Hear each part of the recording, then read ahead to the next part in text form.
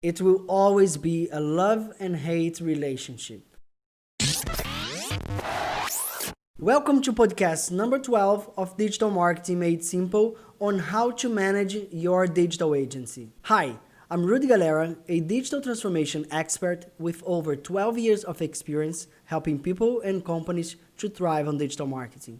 If you are a marketer working on the client side, you probably have a stressful story managing a digital agency. I've had so many headaches that you can't imagine. And that's why I've decided to make this video, aiming to make your life easier when hiring and managing a digital agency, avoiding all mistakes that I made. First and most important is the SLA, the Service Level Agreement. Here is where you will align the expectations and establish how you will know if both sides are meeting the agreed expectation. You don't want to start thinking that they are not doing their job when they think that they are doing even more than what they should be doing. So you need to describe ways of working, timelines to respond and deliver each request, how you will send these requests, and in which format. Some people prefer to use emails, some will prefer to use WhatsApp.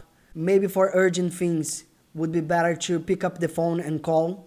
So it's better to agree beforehand on the ways of working to reduce the frictions you might have. Then agree on metrics to optimize against. Have it clear what is success for you and your business and the KPIs you should be looking at. Finally, make sure from the beginning you agree on the reports you will receive, what is included in there, and the frequency. Maybe you want to receive a short one on a weekly basis and another one more comprehensive once a month. So the first step before signing anything is to spend some time on a very detailed SLA. Next thing is to have frequent meetings to look at your KPIs. Ideally, you should have one weekly meeting to go over the last week's results and decide on the key actions that should be taken for the following week. Digital is all about quick actions, fail and learn fast. So don't wait until the end of the month to take actions. Do it in small batches. This should be a more technical and in-depth meeting to discuss the key metrics that will impact the most, like stopping one set of creatives, pausing one ad group, test a new targeting, or move budgets to the best performing campaigns.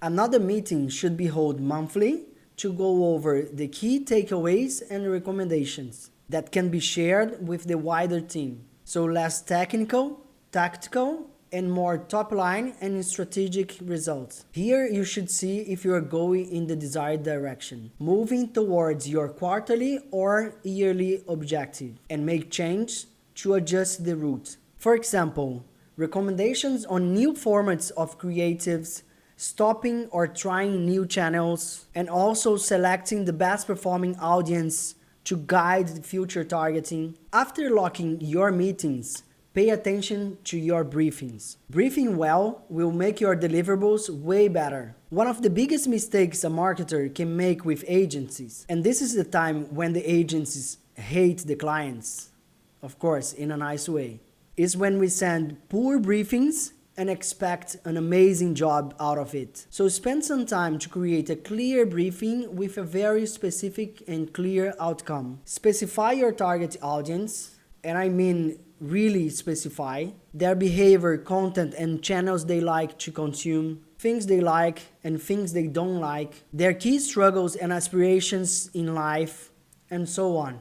Then explain about your business and how you measure success internally. It will help a lot to align the expectations of the outcome. If this is your retainer agency and you'll be briefing them frequently, make sure you have a documentation with your business specifications, your audience, your business, your brand guidelines that they can refer to anytime they need. So you don't need to repeat in every single briefing. After describing your business and your target audience, detail what exactly you need, the deliverables you want from them, and the KPIs you want to measure out of this activity. Lastly, references. Marketers frequently don't want to send reference to not limit the agency's creativity, but it's really hard to get what you want without knowing what is good for you. You can send campaigns, websites, creatives, colors, design, everything that you can as a reference of what is good for you. Finally, reports and real-time dashboards. Again, I see many people leaving this part to after the contract starts. So don't neglect the reports and dashboards you would need and be on top of the work they're doing. The reports should be aligned with the meetings that you have, so you don't have unnecessary information that might distract you from the key actions and insights. So ideally, one monthly report to be presented and explained in the monthly meeting, more visual, top-line results, and I would strongly recommend agreeing on a template that works for both of you. You might not like the way they report, and they might think the way you want is impossible.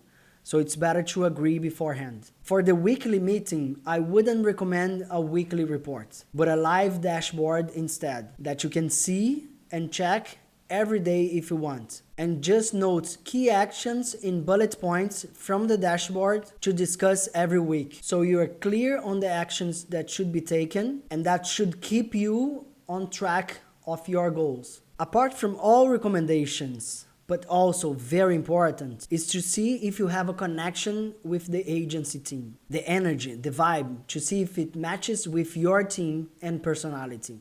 Getting this right can sometimes overcome all the things that I just described. Taking all these actions won't eliminate all the headaches between you and your agency. It will always be a love and hate relationship, but it will minimize the friction and free up your time and energy for other important tasks in your role as a marketer. I hope this content was helpful. If it was, hit the like, subscribe to the channel, and share with at least one person that you think can benefit from this content. That will mean a lot for me.